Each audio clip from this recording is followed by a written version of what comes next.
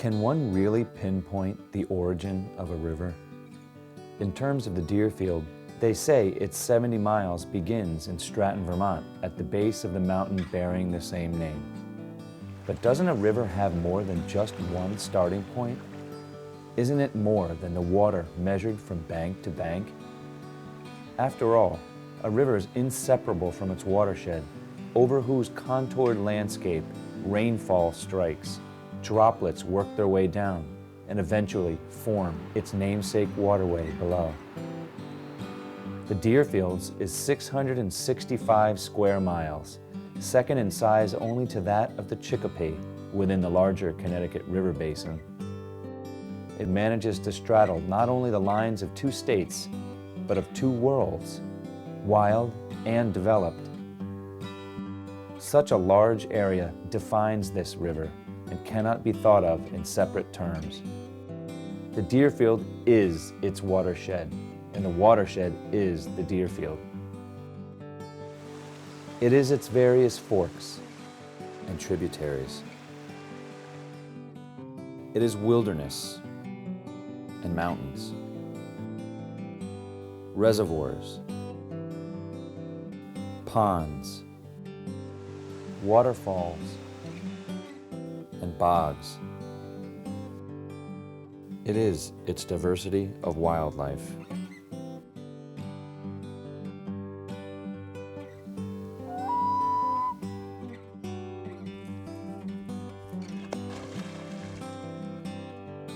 It is the businesses that prosper along its banks, in and with its waters, inviting visitors and employing locals. It is a river that works in more ways than one. It works as an ecosystem. It works as an economic engine. It works hard and so deserves respect and proper stewardship. Hopefully, we will always follow its lead and work hard too to protect the Deerfield River.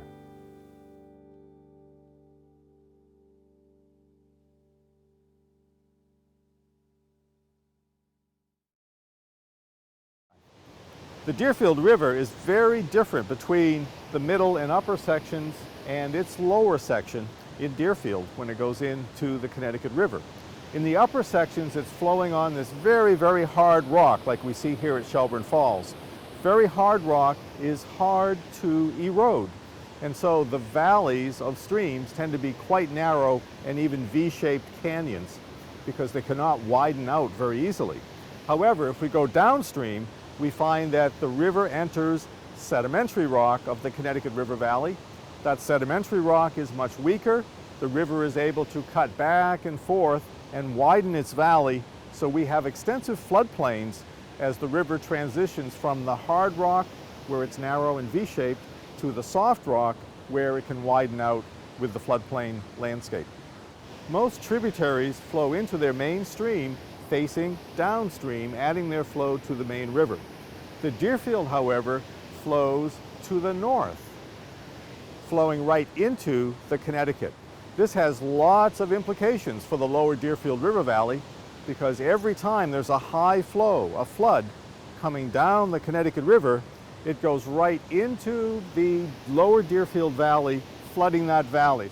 So in terms of agriculture, the lower Deerfield gets the best of both worlds. It gets flooding from the Deerfield River, and it also gets the flooding from the Connecticut River, so those floodwaters bring just the right siltiness of soil onto the floodplains to give you a very, very rich situation. Here in Shelburne Falls, we're standing at the potholes where the rocks are this beautiful gneiss rock, which is a metamorphic rock, and you can see all the swirling bands of light and dark that represent the pressures of colliding continents. The rock that we're standing on was actually a magma chamber underneath a volcano, or a series of volcanoes. This piece of the Earth was about to collide with North America. The edge of North America at this time was over at Albany, New York. So we are an island. This was an island off the coast, maybe 400 or 500 miles offshore, and it was moving towards North America and eventually is going to collide. And when this piece comes in, it's going to create mountains and a lot of squeezing, compression. And the rocks that we see here are the result of all those squeezing forces, compressional stresses affecting the rocks, giving us the curves, the folds. We see the rocks so well exposed in Shelburne Falls because of the Deerfield River. The Deerfield has cut its way through the overlying layers and washed away the glacial sediment so that we see the rock exposed. As rivers flow across the landscape, when they find hard rocks and rocks that have some cracks in them, they can take stones, and the stones act as tools. The tools actually turn round and round and round in the cracks as the water flows over them. So the pressure of the flowing water causes all these river's tools here to vibrate and erode and start to cut a hole into the rock. Now, the bigger the hole becomes, the more tools can get trapped in the hole, and as the water flows across the area, these act as a drill to actually drill down through the rocks. Potholes are river-formed features and not glacier-formed features at all. In order to understand the story of the potholes, we need to go back to the glacial age. About 20,000 years ago, the ice was all the way down to Long Island Sound and out to Martha's Vineyard and Nantucket. And then the ice started to melt back. About 16,000 years ago, the ice margin was right here in the Shelburne Falls area, and it was continuing to melt back. In the Connecticut River Valley, we have a great glacial lake that was following the melting ice, and that's Glacial Lake Hitchcock. The Deerfield River flowed into Lake Hitchcock, and it built a very large delta. The delta plain was so large that it covered Shelburne Falls. So this whole area in our view was under gravel from the deposit of the delta, the big delta of the Deerfield River. Now we know that Lake Hitchcock drained about 14,000 years ago. So at 14,000 years ago, the Deerfield River started to cut down through those gravels that covered this whole area. And only then did it find itself on top of these hard, nice rocks. And so once that happened, it could flow over them, creating the waterfall and the pothole erosion that you've just seen. So these have all happened in the past 14,000 years. You know, it's the geology of the valley that really makes everything else happen. In the lower valley, we can do extensive farming on these very, very rich floodplains. In the upper valley, we can build dams on narrow river reaches for reservoirs and hydropower. So it's a very unique valley. It has a lot of diversity, a lot of excitement, and the geology is really what makes it all happen. Where we are, we're at roughly 500 feet above the level of the Deerfield River, which is to the east and to the south of us here. And the top of this ridge is 1,702 feet. From this point on up, it's old growth forest up to almost the top, which was fairly heavily burned. This area is one of the more important old growth forest sites because it gives us a good look at how old growth forests can cling to ridge sides and reach great ages and have species diversity, pretty much a soup to nuts venue for an old forest in Massachusetts. If we think in terms of the Green Mountains to our north, or the White Mountains, where rugged land that was logged extensively, how could anything have survived down here? One answer for Massachusetts is that the density of population resulted in a lot of small landowners. A lot of small landowners that had limited means to log extensively, particularly in difficult places to get to. You don't want to bring a horse up here. You don't want to bring an oxen up here.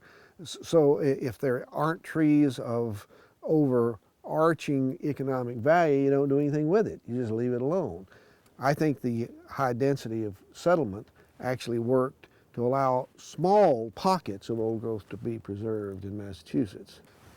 The importance of Mohawk Trail State Forest and the Deerfield watershed in particular can't be overstated. Well, we have on the side of this mountain a black birch that we dated to 332 years.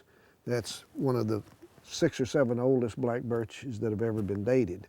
And we are proud to say that we have presently the tallest living tree in New England growing in this state forest, principally the Jake swamp tree, which is right at 169 feet in height. As a white pine, the white pine is the only species that will reach those kind of heights in the Northeast.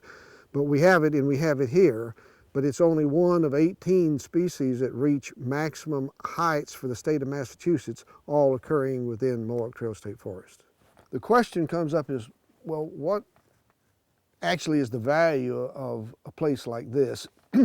It's tiny relative to the totality of our forests.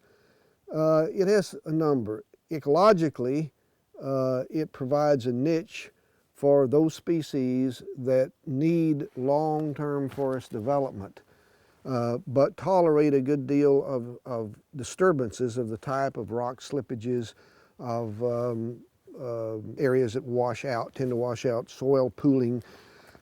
It does give us something to study, and it's a history that goes back hundreds and hundreds and hundreds of years. Another reason is that this is a living link to our past. In the world that we live in today, where everything is change, permanence and roots are lost, increasingly lost, and I think a lot of us need that sense of where we are rooted. These forests give us a linkage to a past that had mountain lions, wolves. Native Americans visited these parts. These trees in here, many of them have seen all of the events of our nation's history. They are witness to the changes in the landscape, yet they're still here. The area we're in here is culturally significant from a historical standpoint because it is an area of passage by Native Americans from the watershed of the Deerfield River to the Hudson River. And the corridor of travel was used because this is the narrowest place where you can cross the Berkshire uplands. They followed the Deerfield River from the Connecticut River, and then the Coal River, and then one branch of the trail, the original Indian Trail, continued up the Coal River to the uplands. The other cut across up to along the south-facing side of the ridge that we're looking at, Todd Mountain, and made it to the top of Todd Mountain, and then followed the crest of the ridge on across the Berkshires and down to North Adams on the other side. The trail was used extensively in the 1600s for trading. It also was used for war-making purposes. The Mohawk warred with the Sokoke near Winchester, New Hampshire, and also with the Pecumtuck at Old Deerfield. You know, this was a path from east to west that was used, long before, and used by both the Mohawk or the Iroquois and the Algonquin people. So there was a lot of information and goods being exchanged back and forth. Now, it's hard to have exact dates for how long the actual trail was used, but it makes sense that for thousands of years, people have been traveling back and forth through this area. Now, the obvious use of the Deerfield Valley as a way to easily pass through, from east to west or vice versa, makes a lot of sense. And, all along the river valley, there are Native American sites that, probably date to, I think the oldest artifact found in Charlemont is, approximately 6,000 years old. So there may have been people here before that, but, that's certainly kind of the later time period. So, most of the early colonial sites were actually much earlier Native American sites. It's kind of doubtful that the American Indians utilized the Deerfield River much as a canoe waterway. Before the dams were in, pretty much anywhere there's a dam, there was some sort of rapid or waterfall. And in order to come up and follow the Mohawk Trail and utilize the Deerfield River, it would literally be an uphill paddle and probably a carry for most of it. During the summertime, there wasn't much water in the Deerfield River because it wasn't being held behind dams for later release. and pretty much a raging torrent when we had major snow melts and rains. Indians didn't seem to travel much above the Todd Mountain area because they were interested in traversing to the west. However, certainly the archaeological evidence for the Bear Swamp project at Fife Brook said that people did go upstream and appear to have been temporary camps where they would catch fish, and they seemed to be related to where a side brook would come in. The Potumtucks lived here, and they lived here because of the Deerfield River and the Connecticut River, where they could fish. And of course, Turner's Falls was a very important area because of the falls and shad and some salmon in there. And when the fish were running like that in the spring was a time of peace, and it was like a sanctuary where all hostilities ended. And the land around the Deerfield section of the river, you know, is very fertile because of floods, and some of the best soil in the whole world was here. And the Indians made use of the Connecticut River, you know, with their canoes, with fishing and so forth. And they, let's say 1640 plus or minus, they shipped out a lot of corn, and they staved these starving settlers that were down there. But before the advent of the railroad, they used to have barges that went up and down the river, you know, bringing produce and so forth up and down the river. And at Cheapside, which is near the beginning of the Deerfield River, they had a very busy port that was on the Greenfield side of the river. When the first settlers came in the 1700s, before the Revolution, they came in, built homesteads, cut down trees, cleared fields, and very soon started to produce mills along the rivers, especially the smaller rivers. Grist mills, cooperages, fullers. And they made use of the waters from the Green River. Like where we're standing now was actually the site of the first mill. It goes all the way back to 1714, and it was a grist mill. And then later on, they made other things here, like they had a foundry here, and they had a cutlery here, taps and dyes was here, and so forth. Further down the stream, just south of here, they had a woolen mill and so forth. And later on, the earliest manufacturer of cutlery, the large industry called Russell Cutlery. Then in other areas at Greenfield, they were noted for making wooden planes, wooden levels, and we had manufacturing of tools. Later on, when transportation got a little better because the roads got better, produce was starting to be performed. Of course, these things had to be carried to the centers by horse, by ox cart. Around 1812 or so, canals were starting to be the rage in Europe, and America was starting to think about putting in canals, and they did. The Connecticut River was dammed, locks were put in it, Windsor Locks, Connecticut, locks were put in at Turner's Falls to allow water traffic to carry those goods to the ocean and be either redistributed in the USA or taken to Europe.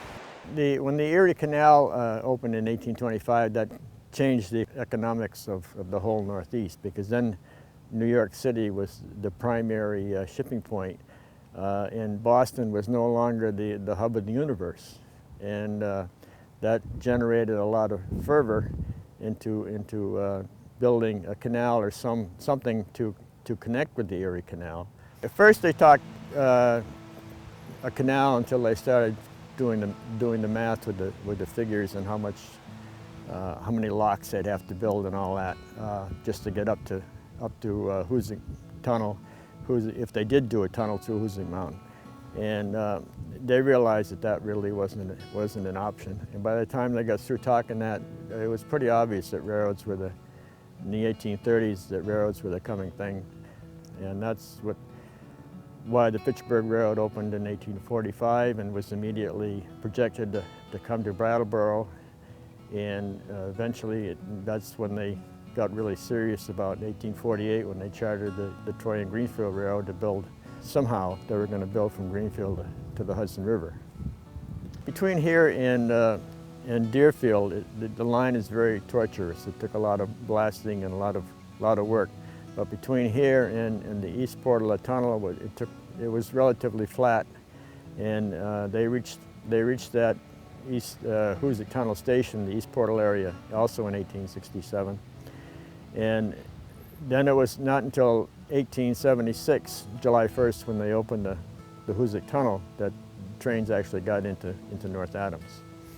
Well, one of our rail historians calls it the greatest engineering feat in the Americas in the 19th century, and he's got a point. I won't go so far as agree or disagree, but it was 4 3/4 miles long, and it cost about $10 million in money, and there were many lives lost. No one knows how many, but about 100 is as good a guess as any. After the double track and the tunnel was put in 1882, then there was a system that prevailed for about 70 years, where you had 6 or 7 trains, passenger trains a day, that would stop here in each direction.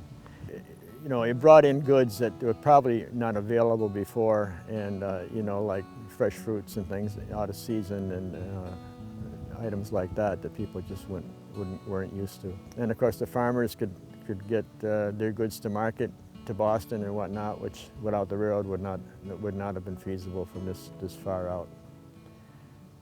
When the railroads came in, they opened up the possibility for exploitation of a lot of mineral resources, which were in evidence. They are fairly easy to find, and they didn't require deep mining. Some of the mines actually got quite big. Davis Mine actually, at its deepest, went below sea level. By the late 1800s, the trolley got invented, and there's a trolley that ran from Shelburne Falls and Conway into Coleraine. When the trolley first started, people referred to taking the car down to Shelburne Falls. There were no other cars. It was the trolley car that they were talking about. The rail line was originally built to service the mills, and we had many, many cotton mills that originally, way back before the railroad came through Shelburne Falls, they would, on barges, bring the cotton up to Cheapside in Greenfield, put it onto horse and wagon, and then take it up over Coleraine Mountain and down into the mills there. There were many, many apple farms here, other farm produce, and the women going to market would take the trolley. Many of the children along the North River and in the hills on either side owe their high school education to the Shelburne Falls and Coleraine Street Railway. There was no high school in Coleraine, and so they came down many of them on this same car to Arms Academy. By the end of that century, the first electrical power generation dam had been built on the Deerfield River. Gardner Falls, which is just below Shelburne Falls. It was built to provide power for the trolley car.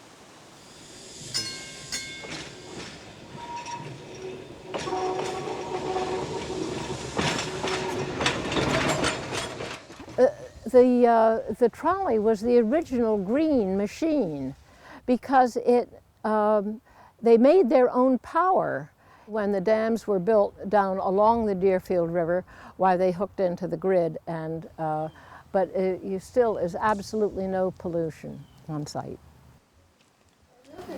But in 1927, when Griswoldville decided that they would stop shipping by trolley, the trolley line at that time would handle their freight cars from the standard steam railroads here, and switched to trucks.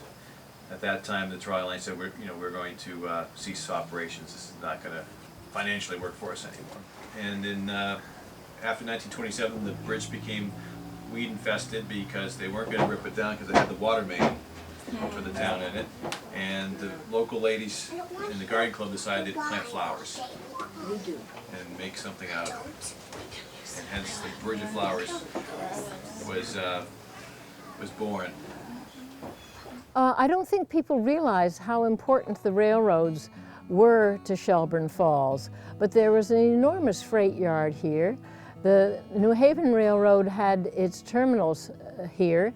It had a turntable and a roundhouse to keep the engines overnight. And the trolley had its terminus here, though it did have its main factory and shops were up at Frankton along the North River. And it was really the lifeblood of the valley. And at its height, this trolley line ran 200,000 passengers in 1 year. That was at its height. Then the automobile came and it went down like that. After the Hoosic Tunnel was built, it allowed the economic stimulus for another railroad to be built from the Hoosic Tunnel station to Wilmington. The Newton brothers were from Greenfield, Massachusetts, and were prominent in the paper-making industry in Holyoke. They found that their paper mills needed a more reliable supply of wood pulp, and to get that supply, they decided to develop the resources in the upper Deerfield River Valley. They began that by going to Reedsboro and building a dam across the Deerfield in Reedsboro and building a pulp mill. By 1882, that mill was in operation, and they found shortly after that their being able to take the pulp to market required 40 teams of horses a day down very poor roads to the railroad connection at Hoosic Tunnel, which they found to be not only impractical but not very economical. They needed a more reliable method for getting the pulp to the siding, and they decided to build a railroad. They began building the railroad in 1884, and by 1885 they had finished it from the connection at Hoosic Tunnel to Reedsboro. It was still a privately owned railroad in that it was not involved in carrying passengers, but they soon found that that was an opportunity for them as well, and they formed a new company called the Hoosic Tunnel and Wilmington Railroad. The town of Reedsboro prospered because of the railroad connection, and the towns further to the north decided that they too wanted a connection to the outside world. So in 1891, the Newton brothers extended the Hoosic Tunnel in Wilmington up the Deerfield River Valley to the town of Wilmington. Mountain Mills was built approximately 2 miles west of the town of Wilmington, and it was built by the Newtons, and in effect what it did was bring their paper pulp and sawmill operations closer to the source of the timber. They built a new dam across the Deerfield at the confluence of the east branch of the Deerfield, which came down from Dover, and the west branch, which ran down from Somerset and Searsburg. They built a dam there that formed a log pond, and they built a large sawmill and a large pulp mill. The sawmill at Mountain Mills and the pulp mill at Mountain Mills were supplied by logs that were cut off in the Somerset, Searsburg wilderness, and it got to Mountain Mills by being floated down the river. Once a year there was a log drive in the spring freshet, where the logs came down and were held in the holding pond at Mountain Mills. The lumbering operation itself was done primarily in the wintertime. The loggers needed snow on the ground to be able to pull the logs out of the woods and get them to the river. They would cut them, pile them either on the river banks or on the frozen river itself, and wait for the spring thaw to bring the logs down to the Mountain Mills pond. In 1904, the Newton brothers sold the Hoosick Tunnel and Wilmington Railroad. In 1906, they sold the rest of their holdings to a company called the Deerfield Lumber Company.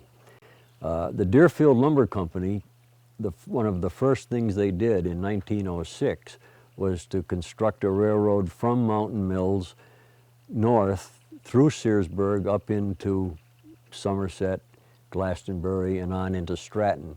The idea of that railroad was to be able to have a more reliable and continuous supply of logs for Mountain Mills. Mountain Mills continued operation until the early 1920s when the New England Power Company began to develop the hydroelectric power on the Deerfield River.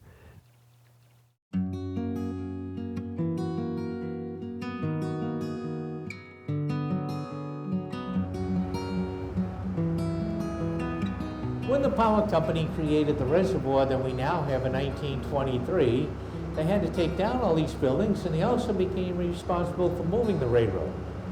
So the railroad tracks were relayed over on this right-of-way shore. They built the trestle across the water behind us so the train could continue to go on into the village. That only lasted a short time, with floods in 1927 washed out the trestle. So they then stopped the railroad at Reedsboro, Vermont, which is on the other end of the reservoir, and there stayed till 1967 when it was finally done away with. Every afternoon we go down, go back with whatever was, pick up whatever was at Hoosick Tunnel and come back. Shipping out was furniture from here, the chair factory, and Mother Bridge was paper, and on the way back was either pulp or oil cars for the paper mill, or whatever general merchandise came all the way to Reedsboro.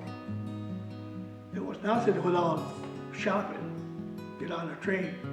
My mother or father and them go to Hoosick Tunnel, go to North Adams, and do their shopping, go visit some friends that was there, get back on a train and be back in Reedsboro by 6 o'clock at night. When Yankee Atomic Electric was built, their steam generators and the reactor vessel was brought in on the Hoot Toot and Whistle. When the Bear Swamp project went in the early 70s, that ended the life of the Hoot Toot and Whistle because the Fife Brook Dam went across the original railroad bed and there was no way to get over it. The Hoosick Tunnel and Wilmington Railroad completely changed the upper Deerfield River Valley. If you think of the impact that it had on Reedsboro, in 1880, population of Reedsboro was 780 people. By 1910, the population had grown to 1,200 people, and it was the largest town in the Deerfield River Valley. And it had three very important businesses: the National Metal-Edged Box Company, which was the successor to the Newton's pulp mill in Reedsboro. It also had the railroad itself and the chair company, which had by that time had grown to be a large company. Prior to its construction, the towns were isolated, very poor. The economy was localized and access to the outside world was very difficult. Once the railroad was constructed, it enabled economic development, factories. It also enabled the areas to build tourist resorts, and it gave the residents a chance to get out of the valley and into the world, and it completely changed people's lives.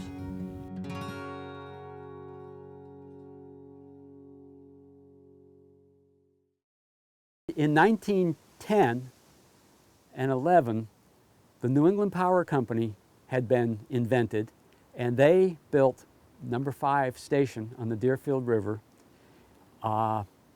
in the town of Florida to provide power to the Hoosick Tunnel. At this point in time, the Hoosick Tunnel was running trains that were steam powered, and they were going to electric engines to move the trains through the tunnels. And because the air was so bad, with hot steam and coal ash and smoke. They had gone to the electric engines. The number 5 station provided that power, and it was the first part of an integrated system of dams along the Deerfield River. Even though number 5 was the first dam, it was obviously numbered before it got started. The number 1 dam was proposed at the Stillwater area on the Deerfield, down by Route 91, and it was never built because the geologic structure was not there. It wasn't on hard rock. The number 2 dam is, of course, still in place. It is below Gardner Falls, below Wilcox Hollow, a fairly hefty dam there. Number 3 dam is at Sheldon Falls. That's the flashboards that you see at the potholes, and the canal goes to the Buckland side down to the powerhouse from there. Number 4 station is at the very eastern end of the town of Charlemont, and it goes, while the river goes around the bend, it goes through the mountain and comes out into a powerhouse on the Sheldon Falls side. The next power station was the original number 5 power station, built in 1911. The next dam was under Monroe Bridge, in the town of Monroe Bridge, and that dam was the number 5 dam that feeds the number 5 station through a series of canals and tunnels. The next dam up is Sherman Dam, which provided the reservoir that Yankee Atomic Electric Power Station used for its cooling water. Next up the river, we cross into Vermont, and we have Harriman Station, the one with the surge tower in the back, and that gets its water from a 2-mile tunnel that comes out in Harriman Reservoir, Lake Whitingham in Vermont. That's a storage reservoir that basically collects water during the spring and fall to use during the winter and during the summer, during the drier seasons. The Harriman Dam, when it was built between 1920 and 1924, was actually the largest earthen dam in the world. Earthen dam is actually made of dirt, and what they did was they made kind of 2 dams together, and they kind of washed gravel into the center of it as it was built, and built it to the top, and it's kind of an impervious core of earth. Because it was earth-filled dam, in the case of a flood, they didn't want it to spill over the top of the dam and erode the dam out.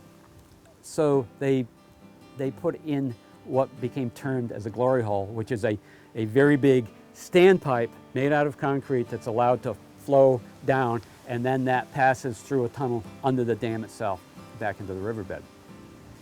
The next dam on the river is the Searsburg Dam. The Searsburg Dam is on the Somerset Road, and it's a diversion. There's a pipe that's a diversion. It's an 8-foot wooden penstock, 8 feet in diameter, that goes about 3.5 miles down Route 9 to where the station is. But what it does, it keeps that water at a certain elevation and keeps it high, so when it runs down through the station, you're actually producing a net pressure from the elevation of the water to the center of the water wheel.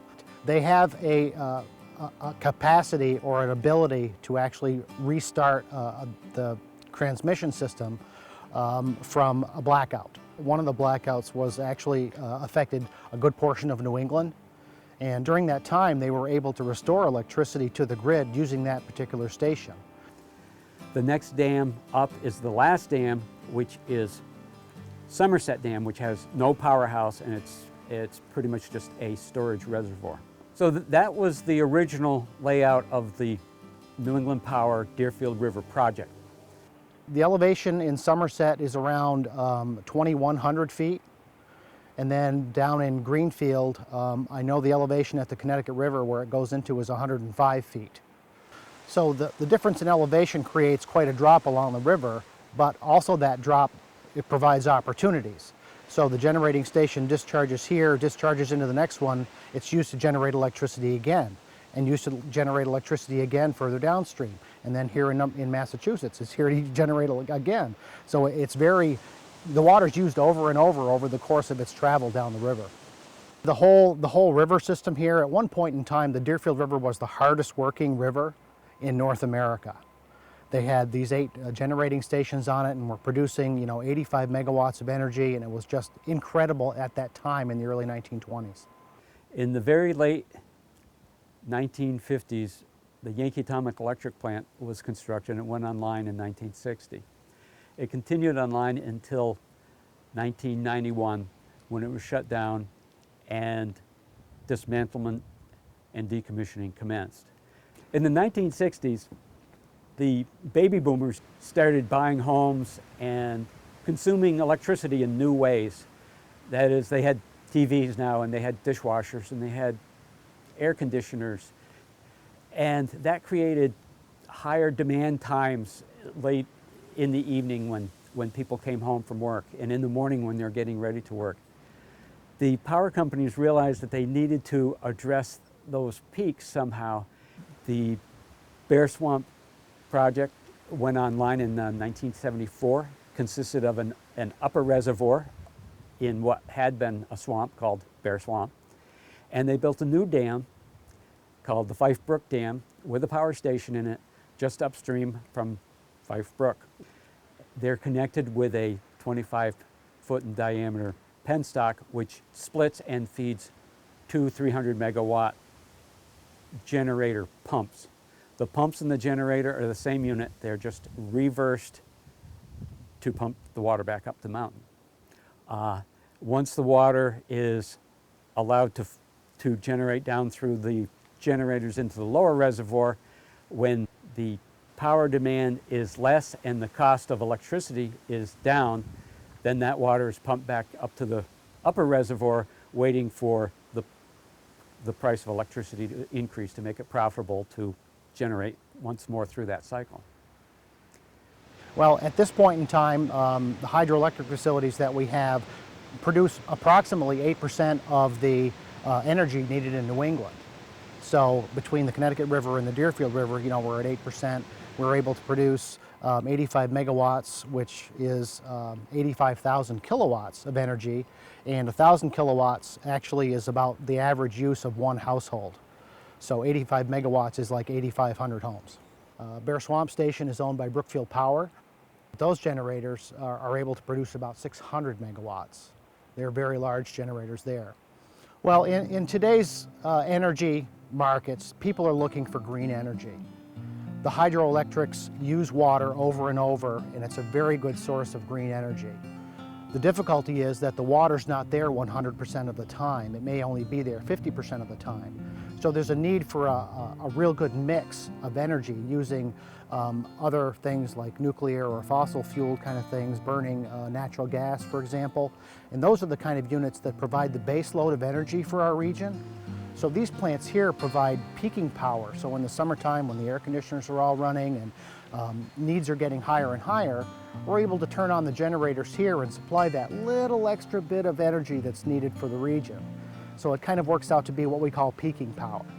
In the wintertime, we have what we call morning peaks and evening peaks of energy.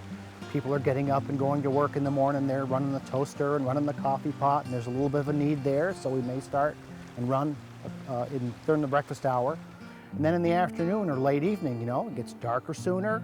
People are turning their lights on at 4 o'clock, 5 o'clock, and having all those needs in the evening too. We're able to smooth out those energy needs also in the evening hours during the wintertime. So rivers belong to the public. In Massachusetts, the river belongs to the Commonwealth. No individual can own the river itself, the water flowing through the river. You can own the land underneath the river, but you can't own the river.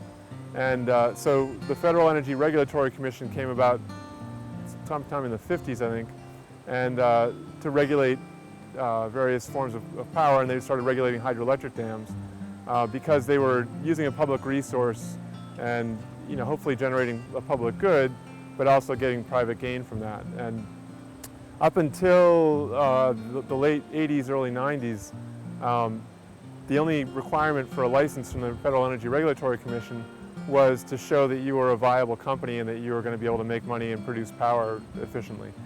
There was a whole group of dams that were kind of blanket licensed around 1953, I think, that were due to be relicensed in 1993. And the licensing of those dams, they changed the rules. Congress said, okay, now you have to consider more than just power generation. You have to consider recreation and the environment, aesthetics, historical concerns, all those. So that really changed the whole game and allowed recreationists to have more of a say in the relicensing of the dams.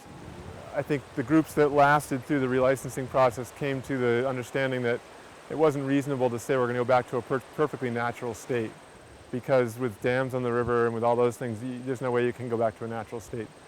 I think a lot of respect was gained through the process. I think there were certainly difficult times, but I think that we all kind of came to it. I mean, having gone through it together, and really I think everybody in the process learned a lot. Not everyone got everything that they wanted at the table, but it worked out very well that everybody got something at the table. We're able to generate electricity with our generators.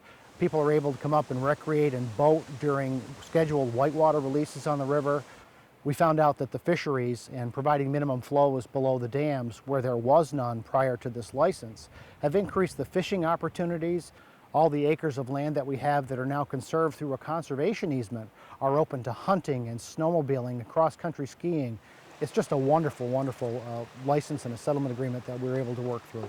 I think this river is, in terms of numbers of people that use the river, probably is one of the 4 or 5 most used rivers in New England, because it has that summer release schedule. And of course, you know, people want to go when the weather's warm, and unfortunately spring runoff doesn't coincide with warm weather usually. So you know, people tend to want to go in the summer, and so release scheduled rivers like this, like the Deerfield, are popular that way. But people are always surprised it's Massachusetts.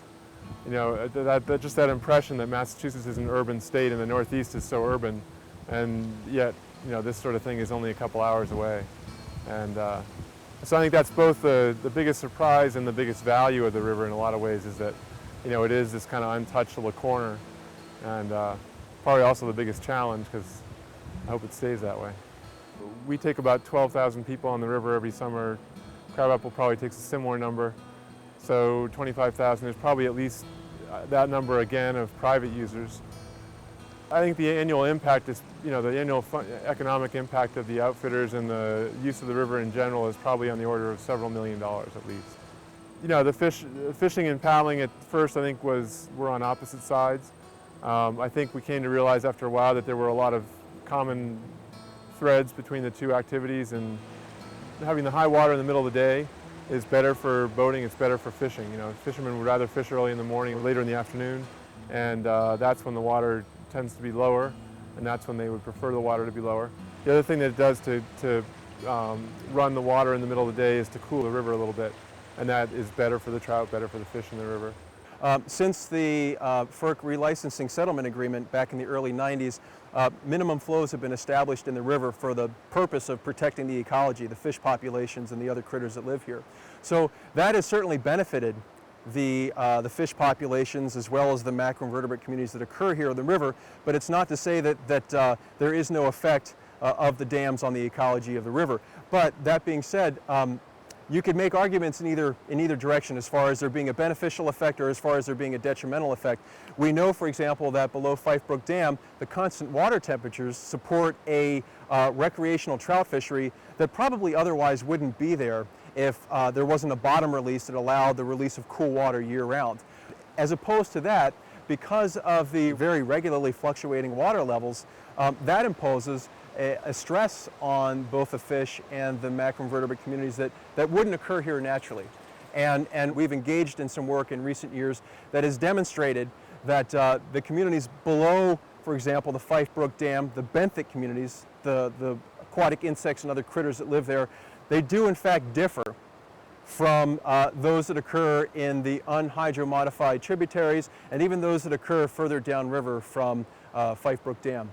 The biggest change that's happened since the relicensing is the deregulation of power generation. And so by deregulating, there's now more of a competitive market for power, which means that they treat the river a little differently. They have to be a little more careful about what information they give out. They sometimes turn it on or off more randomly to us, you know, to try to follow the spikes in demand. Deregulation has essentially opened up the power supply to retail competition. And so as such, the power companies can generate electricity and release water to do so several times a day. Basically, whenever there's a demand, they can release water. So as opposed to when the FERC relicensing settlement agreement was reached that established a flow schedule, since deregulation, with the ability now or the liberty to generate power and release at will, fly fishermen will find that when they go to the upper river in the evening in the early or midsummer, rather than having low flows that were guaranteed under the relicensing settlement agreement, they now get up there and they're releasing water because they are generating power at that particular time because of the demand. Hot summer evening, there's a spike in the demand for power. So some fishermen who know the river well, that have fished it for a while, will argue that with that change, in particular, there has been a decrease in the hatch activity that fly fishermen in particular would tend to key in on. In time, we'll learn more about these effects. Meanwhile, there seems to be no effect on appreciation for the Deerfield, felt by those who fish within its watershed. This is a beautiful, pristine, clean river that fish abundance, and it's just a beautiful river to be on. My boys and I, we come up 2-3 times a year, and we've even come up in 7 inches of downfall rain, where the river's up 5-6 feet, and still fished and caught fish. It's just an awesome river to come and visit. And if you catch fish, great, it's a benefit. If you don't, we still have a good time because it's beautiful here. I'd rather do this kind of fishing than any other type of fishing where you have to hike in and work for them a little bit. And it's one of my favorite things to do up here. Just catching something like that is just precious because they're wild fish, and even though they're not big, you catch them out of an environment like this. The water's, you know, the water is clean, it's oxygenated. These brook trout live in beautiful places. They're like jewels, really. Not all Deerfield fish reproduce naturally. Some need a helping hand. Sea-run Atlantic salmon were once abundant in the watershed, but went extinct as a result of dam building, overfishing, and pollution along the Connecticut. In 1967, state and federal fisheries agencies began working to restore this species to much of its native habitat. The Roger Reed Hatchery in Palmer, Massachusetts, annually produces some 1 million salmon fry for river stocking, as well as holding brood stock for egg and fry production.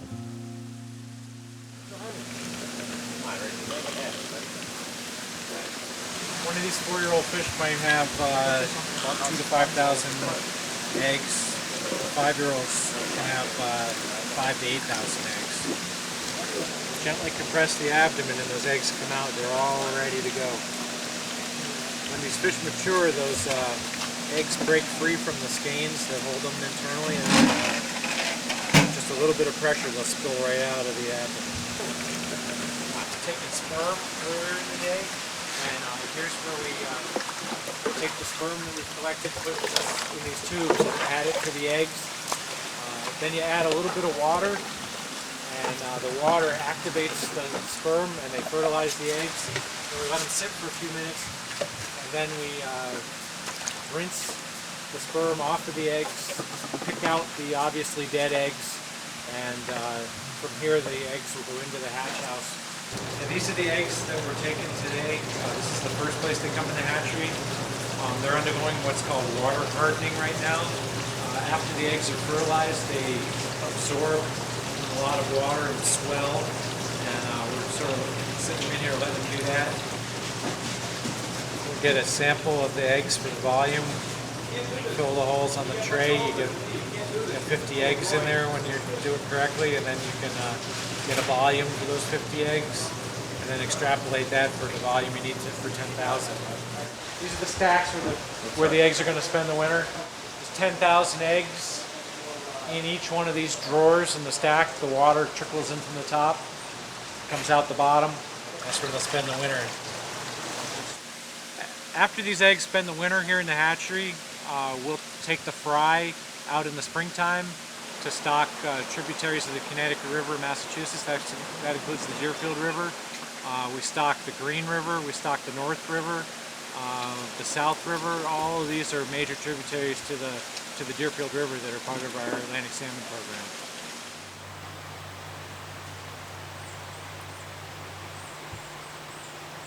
What we're doing here is we're walking down the stream with a backpack electrofisher. The backpacks are 24 volt. You carry a battery, and they're capable of putting 600 volts out into the water. The shock is very localized. It's just a couple of feet around the probe.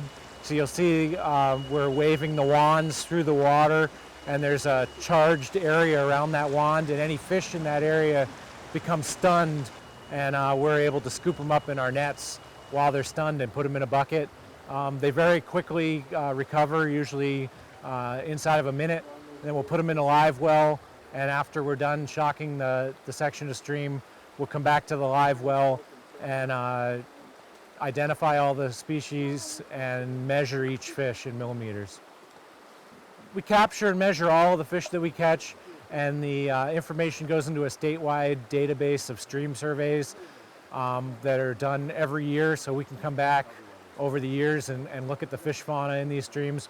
But specifically, I'm interested in the growth and survival of the Atlantic salmon that we stock, and based on the electrofishing information, I can tell the percent survival through this first year, and because the salmon spend 2 years in the streams, I can get the percent survival for the second year as well. And taking the number of those 2-year-old fish, I can get an estimate of the number of fish that are going to go to the ocean next year.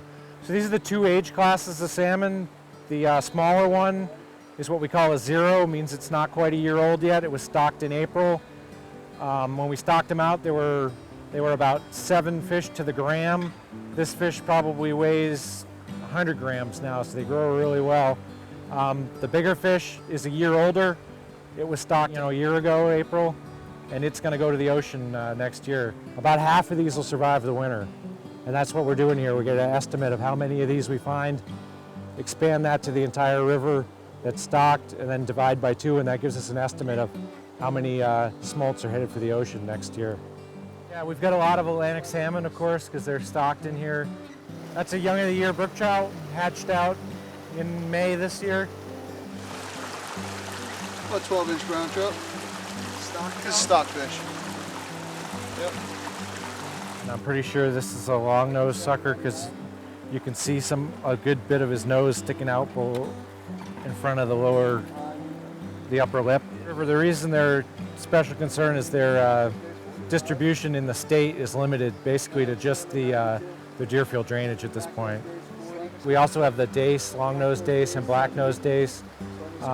Slimy sculpin are a native species that are found particularly in cold water habitat. They're one of the species we use actually to identify cold water habitat. The colder streams up in the Berkshires, the really cold streams will have nothing but slimy sculpin in them. The ones that are a little warmer will have nothing but sculpin and brook trout in them. And then as the streams warm up, we start to see the dace species in the streams. So this is an indicator of good water quality. Right here, we're happy when we find these in the streams. Ultimately, everything that happens on the land ends up in the water, whether it's a lake or a river. That's what a watershed is. It's the collecting basin for what happens on the land. And in the Deerfield watershed, most of the issues, if you're going to have a water quality issue in the Deerfield, most, if not all, of the water quality issues are non-point source related, which means it's a land use generated problem, and what happens on the land eventually gets washed into the river. So when you're thinking about protecting water quality, you have to think about the upland as well. During the time that Chase and Harriman were acquiring property to build these developments, sometimes they were able to buy an entire farm from a farmer that was going to be flooded for the reservoir. So they accumulated acres and acres. Actually in Vermont, it's just over 16,000 acres that provide the reservoir areas and lands that are near the river and riverine areas and things. During the course of that operating license, the folks thought that it would be nice to have this conserved for a period of time. And over the course of those discussions, it was decided to have a conservation restriction that was in perpetuity. So as long as there's a hydro license and a hydro operator operating these lands and owning these facilities, that land will be conserved. Up around Harriman Reservoir, around Somerset Reservoir, those lands around those, they're protected now forever and ever due to this conservation easement. It's a wonderful thing. Never be developed. The Watershed Initiative was a collaborative effort to get as many people involved in each of the 27 watersheds in Massachusetts in looking at the watershed as a whole and trying to come up with, from the ground up, some solutions on how to manage and improve or maintain the environment, not just the water quality, but habitat quality, increase environmental education, provide some resources for the locals to manage their watershed in the best way possible for the environment. Most of the towns, before we started the initiative, did not have a current open space plan for their town. So we were able to fund not only local open space plans, but we also did a watershed-wide open space plan. The difference when you're looking at a local open space plan as opposed to a regional open space plan is that the towns can work together to collaborate on connecting. Say they're trying to save a parcel of land and it crosses the town boundaries.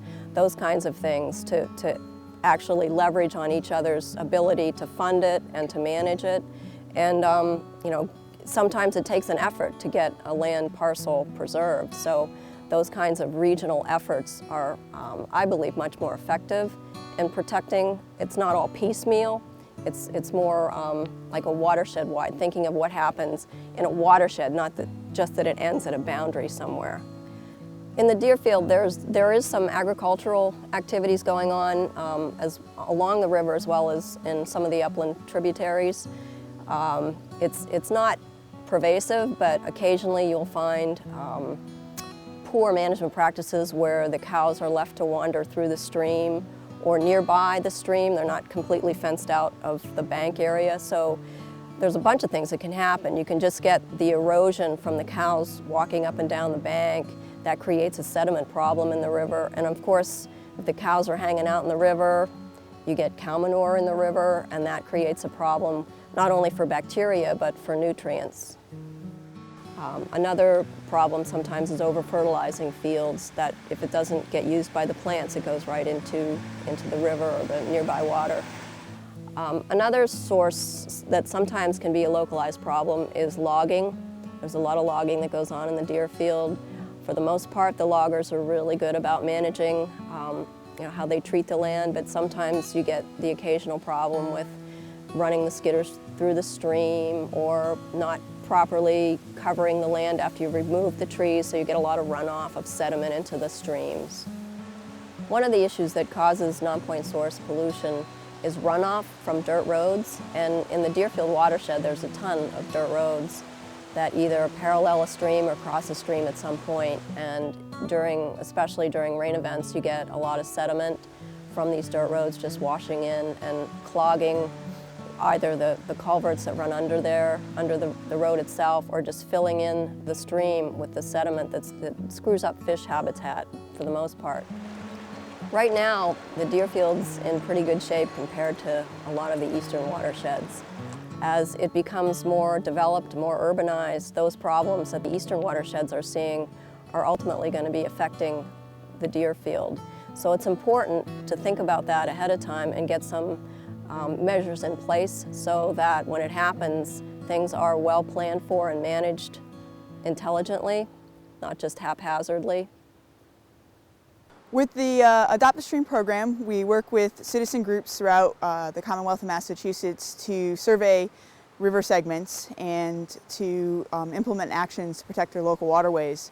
And in the Deerfield, we've had 4 stream teams, one along the Green River here, and also along the South, North, and Chickley rivers. Through the shoreline surveys, trash was noted as one of the problems that was identified. Concerns about erosion, particularly where infrastructure was involved, near roadways and where people had septic systems or other things, which would be a concern. And also, there was a couple pipes that people identified as suspicious, either because they had a foul odor or some type of discharge that maybe had a discoloration or had some other indicator that there might be a problem. As part of the process, we actually do a training with our volunteers, and part of the training is we talk about what makes a river healthy and talk about some of the watershed concepts. And a lot of times folks are unaware that they connect into the larger watersheds. I mean, here on the Green River flows into the Deerfield River, which then flows into the Connecticut and ultimately into Long Island Sound. So a lot of times it's a new concept for people, and what's great is when they make that connection, they often see how some of the activities that they may participate in could all of a sudden become a larger watershed issue when you include everybody else that may be dealing with some of the same issues. One of our major goals as the Adopt a Stream program is really to get folks involved with their local waterway. With over 3,000 miles of rivers and streams in Massachusetts, it's impossible for everybody to get out and monitor every single section without having some local volunteers who can go out and walk the streams and really get to know them, and who can watch the stream over time. Water quality samples, it's usually just taking what's happening that particular day, but things happen throughout the year, various water levels, when potential for discharges at different points of the year. So it's always helpful to have people that can go back over and over again to check out the local waterway. So today, October 4th, is the Green River Cleanup. Actually, it's the Source to Sea Cleanup. It's a program that the Connecticut River Watershed Council started years ago, where we actually go to rivers and clean them up, get the trash out.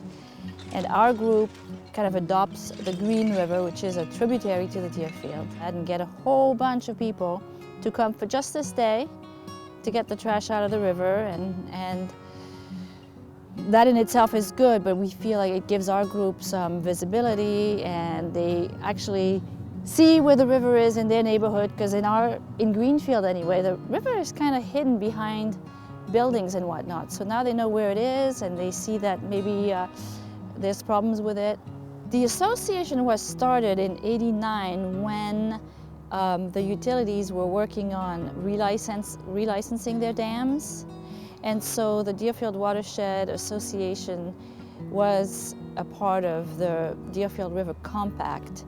And so we were instrumental in making sure that the interests of the river itself were protected in the agreement with the utilities. And since then, we've been kind of the steward of the river. I'll tell you, an association like ours grows when there's a problem. It gets created when there's a problem, and it grows when there's a problem, and people flock. So in a way, the fact that we're small is good news, because that means there's not really that many problems with the Deerfield River. It's one of the prettiest and cleanest rivers in the state. So in a way, I would really like to grow. I'd like to have more members, but I don't want this to happen because something horrible happens to the river. I've been on with the association for about 4 years now, and my role with them is the water quality monitoring coordinator. And in that role, I help to essentially coordinate a number of water quality monitoring activities on an annual basis here.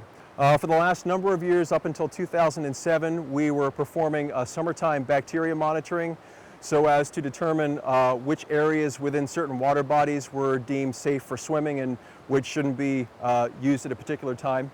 And then we engage every fall in our biomonitoring efforts, and this is an entirely volunteer effort. We use a standard methodology whereby we head out to a stream reach and we use what's called a kick net. And we head into the river and we kick the critters from the river bottom into these nets, and we take the contents from the nets, preserve them, take them back to a lab, and we identify what's in those samples, and then we, based on what's in those samples, we can determine how healthy the community is in that particular reach by comparing what's there to what's in a reach that we know supports a healthy community because it's got the cleanest water quality and the best physical habitat that we can find locally. And we deem those cleanest reaches our reference reaches. Everything else is compared to those reference reaches. Macroinvertebrates are the smaller organisms without backbones in our rivers and streams. They tend to be well represented by aquatic insects, mayflies, stoneflies, caddisflies. They're also well represented by worms, freshwater mollusks like snails and clams.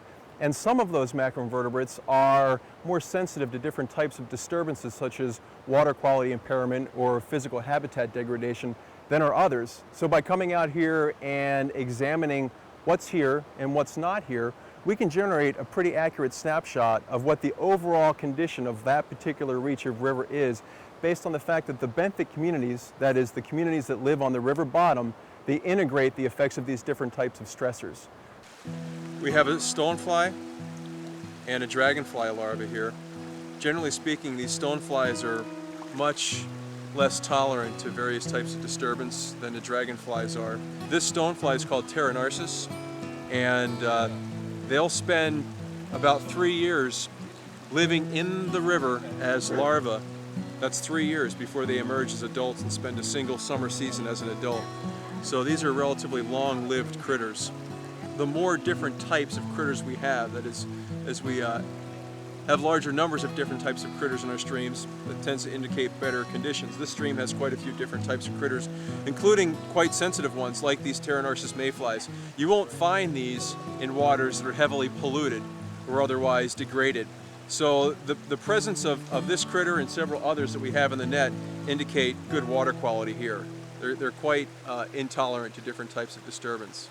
In more impaired water bodies that might be affected by elevated temperatures or elevated sediment loads or elevated nutrient loading, you would expect to see a shift in the types and numbers of macroinvertebrates towards those that are less sensitive to these types of disturbances. And those are aquatic worms, for example. Some mollusks are quite tolerant to disturbance. And a lot of what we call dipterans, the true flies, such as crane flies, mosquitoes, the midges, what we scientists call chironomids. So those critters tend to occur in high abundance in areas that are disturbed. Our efforts in some ways could be seen as efforts to further the efforts on the part of the state agencies who are scattered statewide, but we can focus right here in the watershed. Perhaps in another 15, 20 years, we'll have some very comprehensive data sets that will be able to speak with confidence to changes in watershed conditions. And both watershed-wide, as far as the average condition throughout the Deerfield River watershed, as well as conditions in particular water bodies.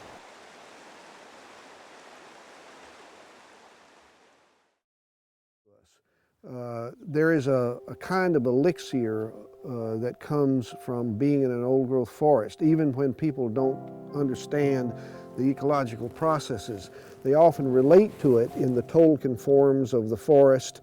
They sense something timeless about it. It has the capacity to renew the spirit. A watershed is all of the area, like a basin. If you drop water in it, it will all come down into one river. That makes the watershed. And the watershed then is composed of the logging, the farming, the wildlife, the towns, the people. It integrates everything. And I like to think that a healthy watershed makes a beautiful river. The Deerfield is this great little island, little oasis in the middle of a very populated area, and I think it's valuable for that reason. I think it's important to protect it. I think it's important to appreciate it. Through a set of historical circumstances, it's remained the way it's been for 50 or 100 years, more or less. There's a lot of open space still, a lot of things that have been lost in other areas of the Northeast. So for that reason alone, I think it's really important to protect it and keep it managed well and keep it thriving. Well, the Deerfield River and its entire watershed, it is an incredible resource that we all feel, I think, those of us who know it well and use it, we use it wisely, and we do our best to manage it responsibly, because we realize that it is quite a resource, and I think we all feel quite lucky to be here. And those of us who use it, whether we're boaters, whether we're hikers, whether we're fishers, it's a beautiful place to come and to recreate. It's one of the most untouched regions of Massachusetts, and it's got resources here that although we aren't without our problems, they're still relatively intact. And I think if we all work together, we can ensure that these conditions continue for some time to come, and we might even see improvement over what we have now, as good as it is.